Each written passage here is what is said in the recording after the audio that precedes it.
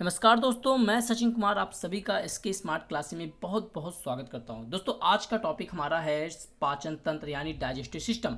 और इस digestive system की जो मैं बात कर रहा हूं ना, ये हमारा जनरल साइंस यानी सामान्य विज्ञान का लेक्चर नंबर 5 है, डे 5। और नोटिस कीजिएगा कि ये जो लेक्चर मैं पढ़ा रहा हूँ दोस्तों आपके लिए बहुत ही महत्वपूर्ण है किसी भी एग्जाम में। स्पेशली अगर आप अध्यापक भर्ती की तैयारी कर रहे हैं तो प्लीज़ आप हमारे चैनल से जुड़िए और यहाँ पे आपको सारे सब्जेक्ट सारे सिलेबस आपको मिल जाएंगे। प्लेलिस्ट में जाकर वहाँ पे वीडियो आप देख सकते हैं। तो चलिए स्टार्ट करते हैं दोस्तों। पाचन तंत्र यानी पाचन तंत्र की अगर मैं बात करूँ तो पाचन तंत्र होता क्या है। मैं दावा करता हूँ दोस्तों इस वीडियो को देखने के बाद आज की बात साइंस आपके लिए बहुत ही आसान हो जाएगा। चलिए स्टार्ट करते हैं। तो अगर मैं पाचन की बात करूं दोस्तों, अगर मैं पूरी पाचन सिस्टम की बात करूं तो आपको ये फिगर में आपको दिख रहा है कि ये एक पूरा सिस्टम है जिसके अंतर्गत पाचन की क्रिया संपादित होती है। आप देख सकते हैं जैसे ही हम रोटी का टुकड़ा अपने मुंह में जैसे हम रोटी का टुकड़ा मुंह में रखते हैं तो वहीं से ही हमारा पाचन क्या होता है, शुरू हो जाता है। पाचन की प्रक्रिया वहीं से स्टार्ट हो जाती है और ये पाचन की क्रिया मुख गुहा से लेकर बड़ी आंत तक संपन्न होती है। तो इसके अंतर्गत पूरा एक सिस्टम काम करता है, इसीलिए इसको तंत्र कहा जाता है। यानी पाचन को करने के लिए पूरी तरह से कई अंग मिलकर काम करते हैं, इसीलिए इसको पाचन तंत्र नाम दिया। तो ये टॉपिक मैं बहुत ही आसानी तरीके से आपको समझाऊंगा, लेकिन उसके पहले मैं आपको थोड़ा सा कॉन्सेप्ट बता देता हूं दोस्तों, जो कि आपको कहीं भी नहीं मिलेगा। चलिए तो बताते हैं दोस्तों। ये आपको दिख रहा है मैप। इस फिगर में आपको क्या दिख रहा है कि ये एक ह्यूमन बॉडी है। क्या है? एक ह्यूमन बॉडी। और हमें पता है दोस्तों कि ह्यूमन बॉडी, अगर ये ह्यूमन बॉडी लिविंग यानी अगर ये ह्यूमन बॉडी अपने जीवंत अवस्था में है, अगर ये जीवित है तो किसकी वजह से जीवित है? तो हमें पता है कि इसके जीने के लिए ज़रूरी है कि इसके शरीर में करोड़ों सेल्स होंगे। सेल्स मतलब छोटी छोटी कोशिकाएं होंगी इस तरह की। ये आपको कोशिका यानी सेल का फिगर आपको दिख रहा होगा। इसी कोशिका की तरह इस ह्यूमन बॉडी में करोड़ों सेल्स होंगे। और ज़्यादा ज़रूरी ये होता है दोस्तों कि इस ह्यूमन बॉडी को एक्टिव रहने के लिए ज़रूरी है कि इसके शरीर के सारे सेल्स, जो इसमें सेल्स पाए जा रहे हैं, वो एक्टिव हों। वो क्या हों? एक्टिव हों, यानी वो कार्यरत हों, है ना। वो क्षतिग्रस्त नहीं होने चाहिए। तो ज़रूरी है। तो कैसे हमारा सेल जो होगा कैसे कार्य करेगा? तो हमें पता है कि हमारे सेल को अगर कार्य करना है तो इस कार्य के लिए उसको एनर्जी की जरूरत पड़ेगी। किसकी जरूरत पड़ेगी? एनर्जी यानी ऊर्जा की जरूरत पड़ेगी। तो भैया ये बताइए, ये एनर्जी जनरेट कौन करेगा? एनर्जी कहाँ से आएगा? मैंने आपको बताया था कि ये जो सेल होता है ना, इस सेल में एक छोटा सा अंग होता है जिसे हम कोशिकांग कहते हैं, और उस छोटे से अंग का नाम है माइटोकॉन्ड्रिया। आपको दिख रहा होगा माइटोकॉन्ड्रिया। आप सेल वाले लेक्चर में आप उसको देख लीजिएगा, समझ लीजिएगा। तो ये होता है दोस्तों, ये छोटा सा एक कोशिकांग है जिसको कहते हैं माइटोकॉन्ड्रिया। और ये माइटोकॉन्ड्रिया क्या करता है? ये माइटोकॉन्ड्रिया ही क्या करता है? ऊर्जा जनरेट करता है, यानी यही तो एनर्जी जनरेट करता है। कैसे करता है भैया? देखिए, ये एनर्जी तभी जनरेट करेगा जब इस माइटोकॉन्ड्रिया को क्या मिलेगा? ग्लूकोज और ऑक्सीजन मिलेगा। क्या मिलेगा? ग्लूकोज और ऑक्सीजन।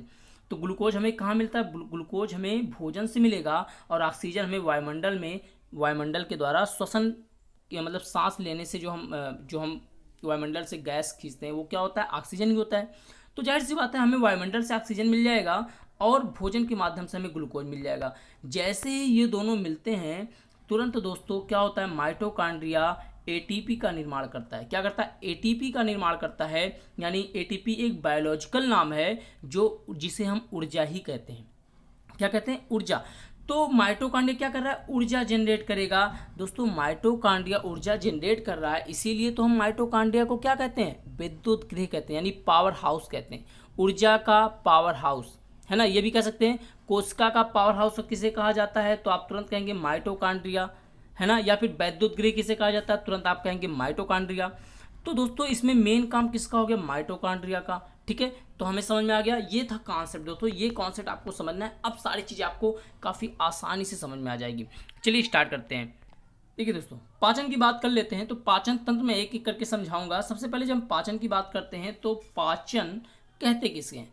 तो जाहिर सी बात है, आप बुक में पढ़ते हैं कि भैया भोजन के जटिल अणु या बड़े अणु को, ये अणु नहीं अणु है, ठीक है, अणु को सरल एवं छोटे अणुओं में बदलने की प्रक्रिया को ही पाचन कहा जाता है। इसका मतलब क्या हुआ? इसका मतलब ये हुआ कि भैया जैसे हम भोजन ग्रहण करते हैं ना, भोजन तो हम क्या कहते हैं? भोजन रोटी दाल चावल। क्या ये इसको पचाना इतना आसान होता है जितना हम समझते हैं? देखिए भैया, इन्हीं को तो देखिए, जो हम भोजन ग्रहण करते हैं तो उसी भोजन के अंतर्गत तीन मुख्य तत्व आते हैं। यानी उस भोजन में हमें क्या क्या मिलता है? भोजन में हमें कार्बोहाइड्रेट मिलेगा, वसा मिलेगा, प्रोटीन मिलेगा, इसके अलावा विटामिन मिलेगा। तो ये 3 चीज़ आपको याद रखना है कि जैसे ही भोजन ग्रहण करते हैं तो इसके अंतर्गत 3 मुख्य चीज़ें आती हैं, एक कार्बोहाइड्रेट और एक वसा और एक प्रोटीन। तो यही तीनों चीज़ें क्या होती हैं, भोजन के जटिल अणु होती हैं। क्या होती हैं, भोजन के जटिल अणु होती हैं, और इन्हीं को हमें पचाना होता है। इन्हीं को हमें पचाना होता है। कैसे पचाएंगे, देखिए कार्बोहाइड्रेट को हम ग्लूकोज में पचाएंगे, यानी कार्बोहाइड्रेट को बदला जाएगा किसमें, ग्लूकोज में। यानी कार्बोहाइड्रेट का जब पाचन होगा तो किस में बदलेगा वो, ग्लूकोज में। वसा का पाचन होगा तो फैटी एसिड में बदलेगा, और प्रोटीन का पाचन होगा तो किस में बदलेगा भैया, अमीनो एसिड में बदलेगा। किस में बदलेगा, अमीनो एसिड बदलेगा। तो हो गया पाचन कि नहीं हो गया, देखिए कार्बोहाइड्रेट ग्लूकोज में बदल गया, वसा फैटी एसिड में, प्रोटीन अमीनो एसिड में। तो ये जो जटिल अणु थे इनको बदला गया सरल अणु में। किसमें बदला गया, सरल में। तो सरल अणु कौन कौन से हैं, ग्लूकोज, फैटी एसिड और अमीनो एसिड। तो जटिल अणु से सरल अणु में बदला गया, लेकिन किसके माध्यम से, कैसे बदला गया, एंजाइम एवं जल के माध्यम से। एंजाइम एवं जल के माध्यम से। तो हम कह सकते हैं कि भोजन के जटिल अणु को एंजाइम एवं जल के माध्यम से सरल अणु में बदलने की प्रक्रिया को क्या कहा जाता है, पाचन कहा जाता है। देखिए एक चीज याद रखिएगा दोस्तों, पाचन तभी होगा जहां एंजाइम होगा। नो एंजाइम नो पाचन, यानी एंजाइम अगर नहीं तो पाचन नहीं होगा। तो एंजाइम क्या करता है, पाचन में बहुत महत्वपूर्ण भूमिका निभाता है। ठीक है, ये चीज़ें आपको याद रखनी है। आई होप कि चीज़ें दोस्तों आपको समझ में आ रही होगी। अगर समझ में आ रही तो प्लीज़ दोस्तों चैनल को कर लीजिएगा सब्सक्राइब, और इसके अलावा अपने हर एक ग्रुप में इसको जरूर शेयर कीजिएगा। ठीक है, क्योंकि अध्यापक भर्ती संबंधित जितने भी कंटेंट है ना, मैं इस चैनल के माध्यम से आपको प्रोवाइड करा रहा हूँ। तो प्लीज़ आप सपोर्ट कीजिए, बाकी मैं आपके लिए तो कर ही रहा हूँ। चलिए आगे बढ़ते हैं। तो एक बात हमें समझ में आ गई कि भैया जटिल भोज्य पदार्थों को जल एवं एंजाइम के द्वारा सरल अणुओं में बदलने की प्रक्रिया को ही क्या कहा जाता है, पाचन कहा जाता है। तो पाचन अगर कहा जाता है तो हमें पता है कि इस पाचन में कई अंग मिल के कार्य करते हैं ना, पूरा एक सिस्टम काम करता है। इसीलिए सिस्टम का मतलब होता है तंत्र, इसीलिए इसको पाचन तंत्र कहते हैं। चलिए आगे बढ़ते हैं। देखिए अब पाचन जो भी होगा, इस पाचन के अंतर्गत 2 महत्वपूर्ण चीज़ें आएंगी। एक तो होता है आहार नाल, जिसे हम एलिमेंट्री कैनल कहते हैं। एक होता है सहायक पाचक अंग। सहायक ये पाचन नहीं, पाचक अंग है। तो 2 चीज़ें आपको रखनी, एक आहार नाल, आहार नाल के अंदर क्या क्या आएगा, एक होता है सहायक पाचन अंग। ठीक है, देखिए अगर मैं बात करूं, मैंने रोटी का टुकड़ा मुंह में रखा तो सबसे पहले ये मुख गुहा में जाएगा, मुख गुहा से आहार नाल में जाएगा, ये आहार नाल है। आहार नाल के बाद, यानी सॉरी ये आपका आहार नहीं है, ग्रास नली है। देखिए यहाँ पे मैंने गलत टाइपिंग कर दी, मैं इसको यहाँ पे ठीक कर देता हूँ। ये क्या है, ग्रास नली है। चलिए तो ये क्या होगा आपका, ग्रास नली। तो मुख गुहा के बाद कहाँ जाएगा, ये ग्रास नली में जाएगा। फिर ग्रास नली से होते हुए ये जाएगा कहाँ पे, अमाशय। कहाँ पे जाएगा, अमाशय में। ये आपको अमाशय दिख रहा है।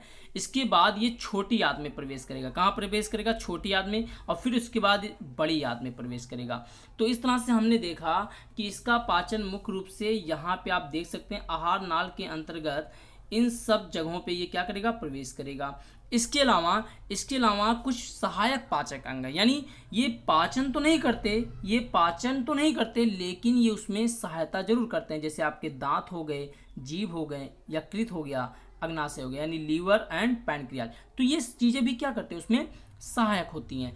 ठीक है, तो आज मैं जो पढ़ूंगा, केवल जो मैं आपको बताऊंगा उसमें केवल हम मुख गुहा में पाचन पढ़ेंगे, यानी ये यहाँ तक का पढ़ेंगे। ठीक है, यानी मुख गुहा के अंतर्गत जो पाचन आएगा उसको हम पढ़ेंगे। उसके बाद ग्रास नली में, फिर अमाशय, फिर छोटी आंत, बड़ी आंत।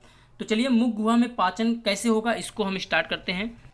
तो जब मुख गुहा में पाचन, यानी अगर मैं बात करूं, जैसे ही हम क्या करते हैं, सबसे पहले हमें पता है कि हम क्या करते हैं, हमें भूख लगी। अब भूख लगी तो हम क्या करेंगे, भोजन ग्रहण करेंगे। तो इसके लिए हम क्या करेंगे, अपने हाथों से क्या करेंगे, रोटी का टुकड़ा अपने मुंह में रखेंगे। और जैसे ही रोटी का टुकड़ा हम मुंह में रखते हैं, तुरंत पाचन की क्रिया शुरू हो जाती है। यानी मुंह में गया नहीं कि पाचन की क्रिया शुरू हो गई। और पाचन की क्रिया शुरू होने के लिए क्या क्या प्रोसेस होता है दोस्तों मुख गुहा में, तुरंत दोस्तों हमारे यहाँ लार ग्रंथियों से क्या निकलने लगता है, लार निकलने लगता है। लार ग्रंथियों से क्या निकलने लगता है, लार निकलने लगता है, जो कि, और वो लार क्या होता है, वो लार एक प्रकार का एंजाइम होता है। क्या होता है, एक प्रकार का एंजाइम होता है जो कि भोजन को क्या करता है, पचाता है। चलिए इसको हम यहाँ पे देखते हैं।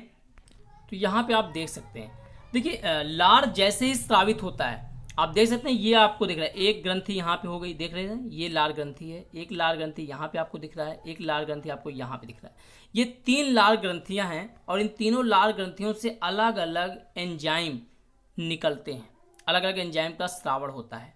जैसे सबसे पहले जब हम बात करेंगे तो देखिए हमारे मुंह में, ध्यान समझिएगा, हमारे मुंह में 3 जोड़ी लार ग्रंथियां पाई जाती हैं। तो सबसे महत्वपूर्ण क्वेश्चन नोट कर लीजिए कि मुख गुहा में, यानी अगर बात करें मनुष्य में कितनी जोड़ी लार ग्रंथियां, तो आपको आंसर बताना है 3 जोड़ी लार ग्रंथियां।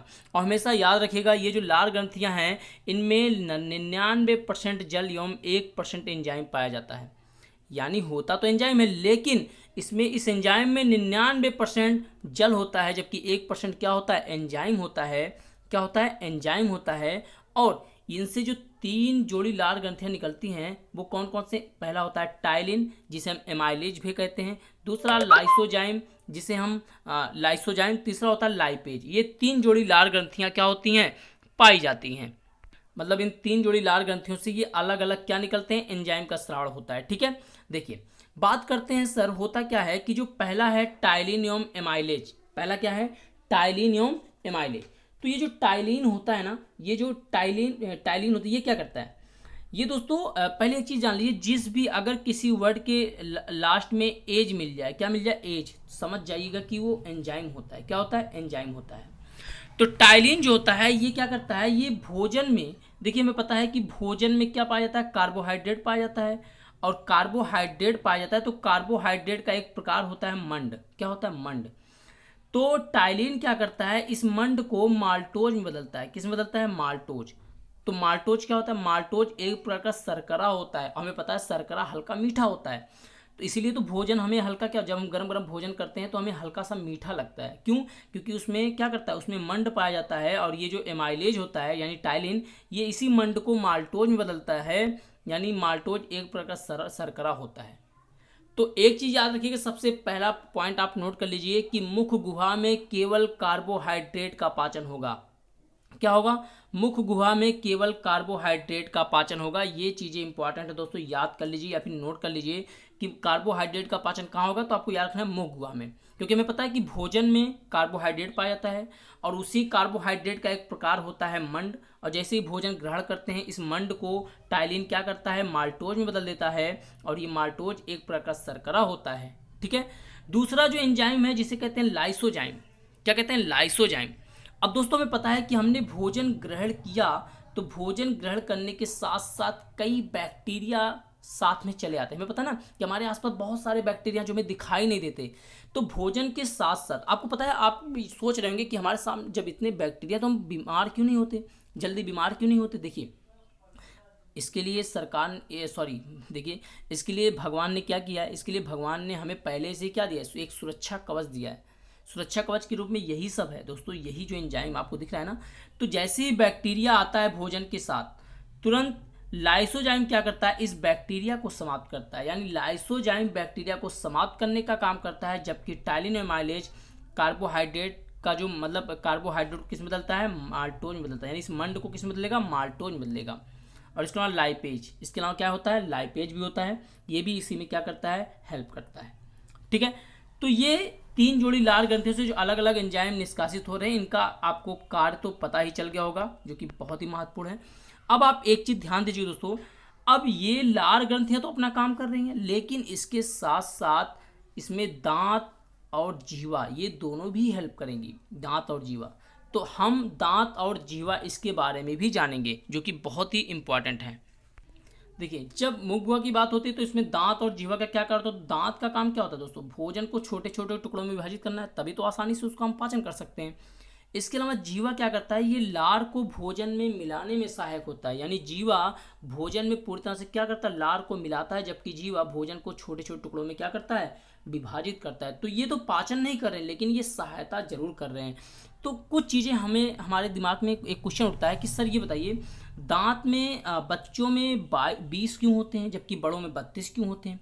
जीवा की बात करें तो इसमें हमें नमकीन, मीठा, तीखा ये कैसे अनुभव होता है। तो इन सब चीज़ों को बहुत ही इंटरेस्टिंग है दोस्तों, इसको भी आप बस ज़्यादा नहीं 5 मिनट का समय दीजिए, तो वीडियो को अंत तक देखेंगे तो आपको बहुत जानकारी मिलेगी। ठीक है, चलिए तो बात करते हैं सर दांत यानी टीथ की बात करेंगे। देखिए अगर मैं दांत की बात करूं तो दांत पहले तो मैं संख्या बाद बताऊंगा, लेकिन पहले ये जाने दांत बना किससे होता है या फिर दांत का स्ट्रक्चर क्या है, समझिएगा।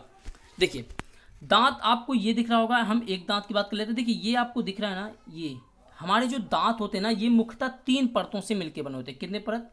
3 परत। तो मैं आपको 3 परत की अगर एक परत आपका देखिए ऐसे हो गया, दूसरा परत और तीसरा परत, ध्यान समझिएगा। ये मुख्यतः 3 परत से मिलकर बने होते हैं। तो आप देख सकते हैं यहाँ पे देखिए, इसमें देखिए एक परत हो गया आपका, दूसरा परत आपको दिख रहा है और तीसरा परत सबसे नीचे आपको दिख रहा है। ये 3 परत होते हैं। सबसे ऊपरी परत, सबसे बाहरी परत दोस्तों कौन होता है? ये सबसे बाहरी परत होता है जिसे हम कहते हैं इनेमल। क्या कहते हैं? इनेमल। ध्यान समझिएगा, सबसे ऊपरी परत जो कि सबसे चमकदार होता है, इसके अलावा शरीर का सबसे कठोरतम भाग कौन सा होता है? इनेमल होता है। तो पहला क्वेश्चन यानी नेक्स्ट क्वेश्चन आप इसको नोट कर लीजिए कि शरीर का सबसे कठोरतम हिस्सा, सबसे कठोरतम भाग, तो तुरंत आपको बताना है कि दांत का जो ऊपरी परत होता है जिसे हम इनेमल कहते हैं, ये शरीर का सबसे कठोरतम भाग होता है और ये क्या होता है? एक चमकदार हिस्सा होता है। इसके अलावा जो दूसरा परत होता है, ये आपको दूसरा परत आपको दिख रहा है, ये वाला परत, ये जो उसमें ऐसे रेखा खींची गई है, ये दूसरा परत होता है। और ये जो दूसरा परत होता है ना दोस्तों, इसको हम बोलते हैं डेंटाइन। क्या बोलते हैं? डेंटाइन। क्या बोलते हैं? डेंटाइन। तीसरी परत, तीसरा परत आपको दिख रहा होगा यहाँ पे, आपको तीसरा परत आपको दिख रहा है, ये तीसरा परत। इस तीसरे परत को कहते हैं पल्प कैविटी। क्या कहते हैं? Pulp cavity. दोस्तों यही सबसे महत्वपूर्ण है, क्योंकि पल्प कैविटी जो होती है ये पानी नुमा संरचना होती है। कैसी होती है? ये पानी नुमा संरचना होती है। कैसी? इसमें यानी कह सकते हैं कि इसमें एक पानी नुमा संरचना भरी होती है और इसी पानी नुमा संरचना में तंत्र कोशिकाएं पाई जाती हैं। तंत्र कोशिका पाई जाती हैं। आपको पता है कि तंत्रिका कोशिका का सबसे बड़ा कार्य क्या होता है? शरीर के अलग अलग भागों से सूचनाओं को क्या करना? दिमाग तक पहुंचाना। और इसी पल्प कैविटी में भी क्या पाया जाता है? तंत्र कोशिका पाया जाता है। और तंत्र कोशिका जब पाया जाता है दोस्तों, तो इसीलिए क्या होता है? दांत के दर्द का अनुभव हमें होता है। दांत के दर्द का हमें अनुभव होता है। देखिए आपको पता है कि जब आपके शरीर का ये ऊपरी वाला भाग, ऊपरी वाला परत यानी इनेमल वाले हिस्से में अगर क्षतिग्रस्त होता है, मान लीजिए इनेमल वाला हिस्सा अगर आपका क्षतिग्रस्त हो गया, रगड़ खा गया, तो हमें दर्द का अनुभव नहीं होता है। लेकिन जैसे ये दर्द आपका पल्प कैविटी में पहुंचता है तुरंत, यानी ये प्रॉब्लम पल्प कैविटी में अगर क्षतिग्रस्त होता है तो तुरंत हमें दर्द का अनुभव होने लगता है। क्या होने लगता है? दर्द का। क्योंकि इसमें तंत्र कोशिका पाई जाती है जो कि हमारे दिमाग तक सूचना तुरंत पहुंचाती है कि भैया दर्द हो रहा है।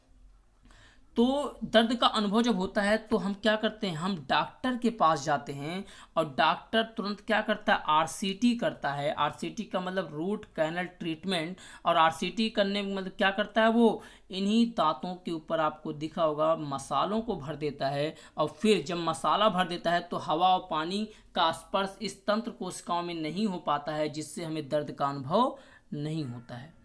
यही दोस्तों रीजन होता है, यही सबसे बड़ा रीजन होता है जो कि मैंने आपको बताया। ठीक है, चलिए, तो ये था दांतों का स्ट्रक्चर कि कैसे किससे बना होता है, कितनी परत से बना होता है। तो 3 चीज़ें आपको हमेशा याद रखनी है दोस्तों। अब हम पढ़ेंगे कि दांत जो होते हैं कितनी इनकी संख्याएं होती हैं। देखिए दोस्तों यहाँ पे ये आपको दिख रहा है ना, ये दांत की पूरी संख्याएं आपको दिख रही होगी। देखिए ये मान लेते हैं, ये आपको दिख रहा है, ये पूरा ऊपर वाला जबड़ा है। मान लीजिए ये ऊपर वाला जबड़ा, ये नीचे वाला जबड़ा है। ठीक है, आपको दिख रहा है ये ऊपर वाला, ये नीचे वाला। अब अगर हम इसकी संख्या हमें पता चल जाए तो जाहिर सी बात है इसकी भी संख्या हमें पता चल जाएगी। तो देखिए हमें पता है कि वयस्कों में और बच्चों में दांतों की संख्या अलग अलग होती है। यानी 5 वर्ष से कम बच्चों में दांतों की संख्या कितनी होती है? दूध के दांत होते हैं जिनकी संख्या 20 होती है, जबकि वयस्कों में कुल मिला के 32 होते हैं। तो कैसे होते हैं? देखिए अगर बात करें तो दांतों के कुल 4 प्रकार होते हैं। पहला कृंतक, दूसरा रदनक, तीसरा अग्रचवर्णक, चौथा पश्चवर्णक। यहाँ मैंने इसका इंग्लिश भी मेंशन किया है। कृंतक को बोलते हैं इंसीजर, रदनक को कैनाइन, अग्रचवर्णक को प्रीमोलर और पश्चवर्णक को मोलर। तो ध्यान समझिएगा कि ये जो कृंतक होते हैं, कृंतक यहाँ पे दिख रहा होगा, कृंतक की संख्या होती है 4। कितनी होती है? 4। देखिए 1 2 3 4, ये कृंतक की संख्या होती है 4। ठीक है, इसको हम इंसीजर बोलते हैं। क्या बोलते हैं? इंसीजर। जबकि रदनक की बात करें तो रदनक को कैनाइन बोलते हैं। इनकी संख्या अगर मैं बात करूं तो इनकी संख्या होती है 2। देखिए 1 और यहाँ पे 2, तो 2 दांत रदनक के होते हैं। फिर अग्रचवर्णक जिसे हम प्रीमोलर कहते हैं, इनकी संख्या होती है 4। तो आप देख सकते हैं 1 2 और यहाँ पे 4 होती है, तो 1 2 4 इनकी संख्या होगी। ठीक है। और इसके अलावा जो पश्चवड़क होते हैं इनकी संख्या होती है 6। तो देख सकते हैं 1 2 3 1 2 3, तो 6 संख्या इनकी होगी। तो कुल मिला के अगर मैं बात करूं तो आप देख सकते हैं कि कृंतक की संख्या 4, यहाँ पे क्या बन के आया 4 2 4 6। तो आपको एक क्रम याद रखना है, कृंतक रदनक अग्रचवड़क पश्चवड़क, क्या रखना है, कृंतक रदनक अग्रचवड़क पश्चवड़क, ठीक है। आप ऐसे याद कर लीजिए आईसीपीएम आईसीपीएम आईसीपीएम, ऐसे याद कर लीजिए। तो ये जब याद करेंगे तो आपको याद रखना है वयस्कों के लिए याद करना है 42 46, वयस्कों के लिए क्या याद करना है 42 46, पहले क्रम याद कर लिए फिर याद करिए 42 46। तो याद हो गया कृंतक 4 रदनक 2 अग्रचवड़क 4 पश्चवड़क 6। तो अब देखिए कितना हो गया संख्या 4 2 6 4 10 6 16, तो 16 इनकी संख्या हो गई। तो 16 गुणे 2 करेंगे कितना आ जाएगा 32। तो ये आपको यहाँ पे समझ में आ गया होगा कि कृंतक की संख्या 4 रदनक 2 अग्रचवड़क 4 और पश्चवड़क 6, ठीक है। जबकि दोस्तों यहाँ पे देखिए, यहाँ पे 5 वर्ष से कम बच्चों में, अगर मैं 5 वर्ष से कम बच्चों की बात हो तो ये कृंतक की संख्या होती है इसमें 4, चलिए ठीक है। रदनक की संख्या भी इसमें होती है बराबर यानी 2 होती है, लेकिन जो अग्रचवड़क होते हैं इनमें इनकी संख्या 0 होती है, यानी इनमें इनकी संख्या नहीं पाई जाती है। जबकि पश्चवड़क की संख्या होती है 4। तो कुल कितने हो गए 4 2 6 और 4 10 10 10 20, ठीक है। तो इस तरह से बच्चों में कुल मिला के 20 दांत होते हैं जो कि अस्थायी होते हैं। और ये जो 20 दांत होते हैं दोस्तों, ये 20 दांत जीवन में, मनुष्य के जीवन में 2 बार क्या होते हैं, इनका मतलब ये 2 बार जो हैं ये 2 बार निकलते हैं, ठीक है। तो इस तरह से हम कह सकते हैं, ठीक है। कितने बार 2 बार। यही दोस्तों, इन्हीं को हम क्या कहते हैं, दूध के दांत कहते हैं। पूरे जीवन काल में 2 बार उगते हैं और इन्हीं को हम दूध के दांत कहते हैं, 20 दांत को, ठीक है। अब देखिए आपको याद कैसे करना है।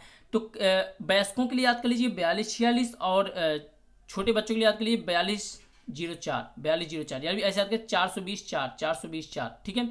4 पहले में है 4 अंतिम में है, बाकी 420 इस तरह से याद करेंगे तो याद हो जाएगा आपको।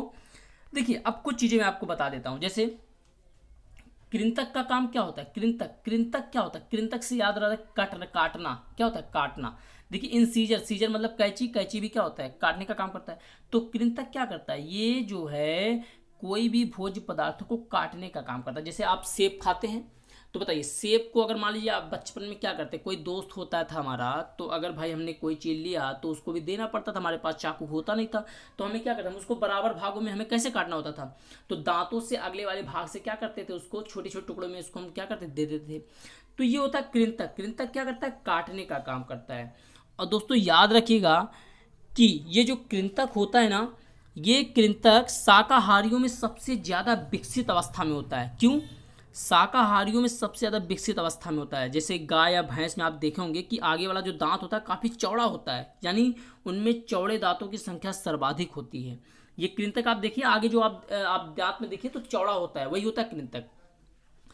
इसी तरह चूहे और हाथी के जो दांत होते हैं ना, वो भी दोस्तों क्या होते हैं, कृंतक दांत के उदाहरण होते हैं। हाथी का जो बाहर दांत निकला होता है।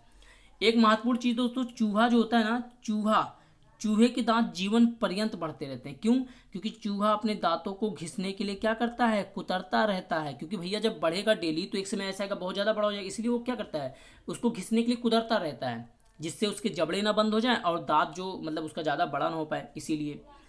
तो ये होता है कृंतक। जबकि दोस्तों रदनक की बात करें तो रदनक जो होता है ना, ये मांसाहारियों में सबसे ज़्यादा विकसित अवस्था में पाया जाता है। कहाँ पे, मांसाहारियों में, मांसाहारियों में ज़्यादा विकसित अवस्था में पाया जाता है। कैसे, देखिए मांसाहारियों में इसीलिए आपने देखा होगा कि जब शेर जो है मांस को क्या करता है, चबाता है, तो अपने गर्दन को क्या करता है, तिरछा कर लेता है। गर्दन क्या कर लेता है, तिरछा कर लेता है। क्यों, क्योंकि यहाँ पे इसकी उपस्थिति होती है रदनक की, ठीक है, इसीलिए गर्दन क्या कर लेता है, तिरछा कर लेता है। जबकि अग्रचवड़क और पश्चवड़क, तो इसकी बात करें तो ये क्या करता है, भोजन को चबाने एवं पीसने का काम करता है। भोजन को चबाने एवं पीसने का काम करता है, ठीक है। तो ये महत्वपूर्ण चीज़ें थी जो आपको समझ में आ गई होंगी। दोस्तों अब हम जीवा की भी बात कर लेते हैं, इस जीवा की बात कर लेते हैं, क्योंकि ये भी तो है। देखिए ये जीवा हो गया। अब हमें पता है कि जीवा से हमें अलग अलग स्वाद की अनुभूति होती है। तो कैसे, देखिए आप क्या करिए, एक आप जो है पहले अपना जीभ बाहर निकालिए। देखिए इतना सी याद हो जाए, अपना जीभ बाहर निकालिए। तो आप ऐसे याद करिए, आगे सबसे मीठा और उसका विलोम क्या होगा, तीखा। तो आगे सबसे मीठा और पीछे क्या होगा, तीखा। आगे मीठा पीछे तीखा, बाकी बाएं मतलब साइड साइड क्या हो जाएगा, खट्टा, साइड साइड क्या हो जाएगा, खट्टा। तो ऐसे जीभ को बाहर निकालिए और फिर देखिए आगे सबसे मीठा। केवल आपको ये याद रखना है कि ऊपर जो मतलब सबसे अग्रभाग पे क्या होता है, मीठा का महसूस होता है, मीठा मीठा। तो सबसे पीछे क्या हो जाएगा, तीखा। और बगल में क्या हो जाएगा, बगल बगल में क्या हो जाएगा, खट्टा। इसी के जस्ट नीचे बीच में यहाँ पे देखिए ये होता है साल्ट यानी नमकीन, नमकीन। और हल्का सा नमकीन यहाँ पे भी होता है। ये पूरा एरिया नमकीन भाग को कवर करता है। ये आपको दिख रहा है नमकीन, ये सैल्टी होता है, ठीक है। इस तरह से यार, क्योंकि दोस्तों जीभ में एक दाने नुमा संरचना पाई जाती है, छोटे छोटे दाने नुमा संरचना, कणिकाएं पाई जाती हैं। तो ये कणिकाएं क्या होती हैं, यही कणिकाएं जो होती हैं दोस्तों, यही कणिकाएं तो क्या करती हैं, हमें स्वाद का अनुभूति कराती हैं। क्या कराती हैं, स्वाद का अनुभूति कराती हैं, ठीक है। तो ये जब स्वाद का अनुभूति कराती हैं तो यही अलग अलग हिस्सा हमें स्वाद का अनुभूति कराता है, ठीक है। तो इस तरह से आप याद कर लीजिएगा जो कि मैंने आपको बताया, ठीक है। तो ये था दोस्तों मुख गुहा में पाचन जो मैंने आपको समझाया। आई होप कि चीज़ें आपको समझ में आ गई होंगी। तो प्लीज़ दोस्तों बस एक रिक्वेस्ट है कि अगर वीडियो आपके लिए हेल्पफुल है या आपके किसी भी क्वेश्चन का जवाब देने में समर्थ है तो प्लीज़ दोस्तों आप मुझे जो है इसमें कमेंट जरूर कीजिए और इस वीडियो को खूब शेयर कीजिए, जिससे कि मेरा जो प्रयास है वो सफल हो उन लोगों के लिए जो जिन्हें पेड क्लास मिलता है या फिर जो इस तरह के क्लास पाने में असमर्थ हैं, ठीक है। तो thank you for watching, thank you so much.